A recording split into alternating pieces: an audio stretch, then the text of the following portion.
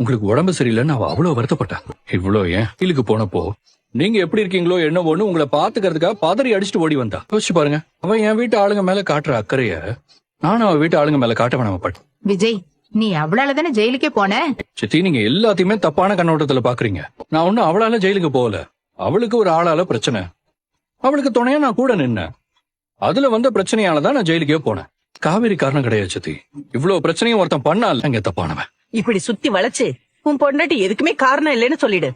அவளை மட்டும் நீ கட்டாம இருந்திருந்தீன்னா இது எதுவுமே நடந்திருக்காதுல்ல. எத்தனை நல்ல பொண்ணுங்களை பார்த்தோம். காவேரி கிட்ட போய் நல்லா விழுந்துட்டான். பாட்டி, ஒரு விஷயம் நல்லா புரிஞ்சுக்கோங்க. எனக்கு காவேரிய பிடிச்சிருக்கு. எனக்கு பிடிச்சவளுக்கு ஏதாவது ஒண்ணுன்னா அவளுக்கா நிக்கணும்னு எனக்கு தோணுது.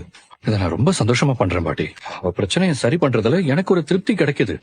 ஆனா நீங்க எல்லாம் இதுல நான் பாதிக்கப்படுறேன்னு சொல்லும் போது அவ என்ன கஷ்டப்படுத்துறதா நினைச்சுக்கிட்டு இருக்கா. அவ அதை பத்தி மட்டும்தான் பாட்டி என்கிட்ட பேசுறா. இதெல்லாம் நடக்க போகுதுன்னு அவளுக்கு முன்கூட்டியே தெரியுமா என்ன? சரி, இப்போ ஒருவேளை நம்ம வீட்டுல ஏதோ ஒரு பிரச்சனை வந்து எங்க போனாலும் அவங்க மறுபடியும் வந்து நிக்கிறாங்க. இங்க விரட்டி விட்டு அடுத்த நாளே மறுபடியும் வந்து நிக்கிறாங்க. போக மாட்டேன்னு வாசல்லே வந்து உட்கார்ந்து இருந்தா பிரச்சனை இன்னும் பெருசாதான் ஆகும்.